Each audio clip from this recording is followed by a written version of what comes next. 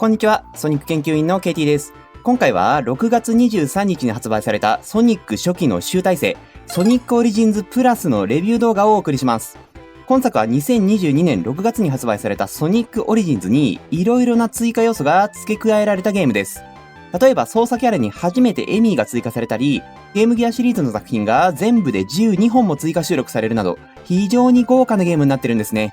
ちなみに追加要素のみの DLC も販売されているので、もともとソニックオリジンズを持っていたという方も簡単にソニックオリジンズプラスにパワーアップさせることができます。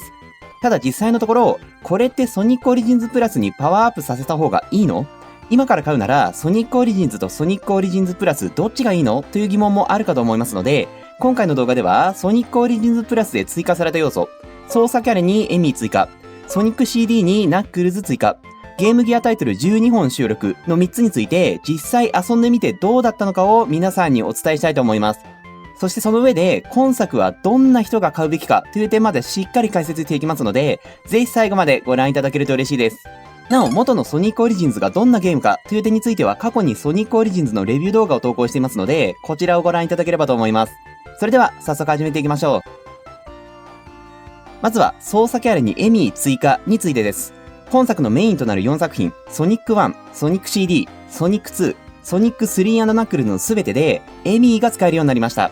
これらソニック初期作品でエミーが使えるのは初めてのことなので、注目していた方も多いんじゃないでしょうか。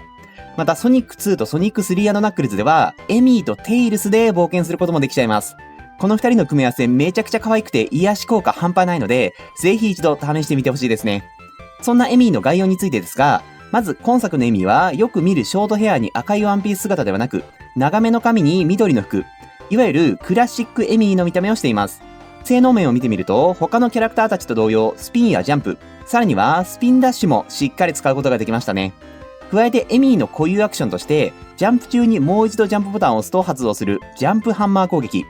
ジャンプ中にジャンプボタンを長押しした状態で着地すると発動するハンマーラッシュ攻撃が用意されていました。どちらもエミーの代名詞であるハンマーを活かしたアクションになっていたので、これは嬉しかったですね。またゴール時の演出だったり、ボーナスステージのイラスト、エンディングなんかもしっかりエミー仕様になっていました。そんなエミーを使ってみた感想なんですが、いやー使いやすかったですね。なんといっても、ジャンプハンマー攻撃がめちゃくちゃ強い。攻撃範囲が普通のジャンプの倍くらいになりますし、あと発動時間も長いんですよ。なのでジャンプしたら基本このジャンプハンマー攻撃を発動しておけば、急に敵が出てきたりしても全然大丈夫です。敵にダメージ食らう頻度が劇的に少なくなりましたね。あとこのエミーは操作性がソニックにかなり近いです。そのため例えばソニックでプレイする前の練習台にうってつけだなと思いました。これまでも初心者用キャラとしてテイルスがいましたが、テイルスの場合は空が飛べちゃうので、ソニックとの難易度の差がかなりあるんですよね。テイルスだとクリアできたけどソニックだと全然うまくできないといった方ももしかしたらいたかもしれません。そんな中で今回ソニックとほぼ同じ操作性だけどジャンプハンマー攻撃のおかげで少し攻略が楽になるといった性能を持つエミーが登場したので、このエミーはテイルスとソニックの間を取り持つ橋渡し的なポジションになるんじゃないかなと思いました。ただ一方でエミー専用の新ストーリーや新ステージがあるわけではないので、この操作キャラにエミー追加という要素はあくまでもおまけ要素的な立ち位置になるかと思います。このためだけにソニックオリジンズプラスを買うというのはあまり現実的ではないかもしれないですね。続いてソニック CD にナックルズ追加について、こちらは割とマニアックな要素になってきますね。今作のメインのタイトルのうちソニック1、ソニック2、ソニック 3& ナックルズはもともと全キャラで遊ぶことができたんですけど、唯一ソニック CD だけナックルズで遊ぶことができなかったんですよ。それが今回のソニックオリジンズプラスでついにナックルズでもソニック CD が遊べるようになったということになります。ちなみになんで元々はナックルズだけ遊べなかったのかという点については以前投稿したこちらの動画で詳しく説明しているので、興味がある方はこの動画を見てみてください。ということで、満を持してソニック CD でナックルズが遊べるようになったわけなんですが、実際遊んでみてどうだったのか。正直なところ、これはそんなに感想がないですかね。特に新アクションや新ストーリーがあるわけでもなかったので、本当にソニック CD のステージをナックルズで遊べるようになったというだけでした。ただ一点だけめちゃくちゃ良かった点があって、今作のやり込み要素は劇的にやりやすくなりましたね。本作には各ステージの過去に飛んでエッグマンが作った機械を破壊するというやり込み要素があるんですけど、これがすごくやりやすくなりました。というのもですね、このエッグマンの機械が結構いろんなところにあって、これまでのソニックやテイルスだとなかなかたどり着くのが大変だったりしたんですよ。それに対してこのナックルズは、滑空と壁登りという探索にうってつけの能力を持っているので、エッグマンの機械を探し出すのがめちゃくちゃやりやすかったです。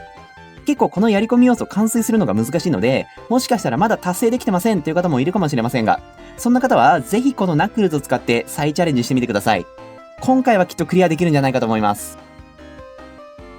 最後にゲームギアタイトル12本収録について、こちらが今回のソニックオリジンズプラスの最大の目玉になる要素かと思います。ソニック初期の時代にゲームギアという携帯ゲームで展開されていた12本のゲームたち、それらが今回全て収録されています。単純に新たなゲームが12本追加されているわけですから、これは相当すごい追加要素ですよね。ただ今回追加されたゲームギアのタイトルたちは、本当に昔のゲームがそのまま移植されているだけです。もともとソニックオリジンズに入っていたゲームたちのように画面サイズが変わっていたり、難易度が調整されたりはしていないので、その点は注意する必要があります。どのゲームもしっかり残機性になってますね。ただソニックオリジンズプラス版では、この12本のゲームすべてにどこでもセーブできる機能が実装されているので、この機能を使えばかなり難易度を抑えることができます。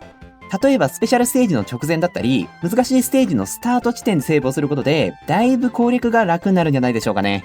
以前投稿した動画でもちょっと説明しているんですけど、このゲームギアシリーズの作品はどれも非常に個性的で、難易度も結構高いです。なので昔ちょっとやってみて挫折したという方も多いかと思うんですけど、今回はどこでもセーブができるようになっているので、この機会に再挑戦してみるのもいいんじゃないでしょうか。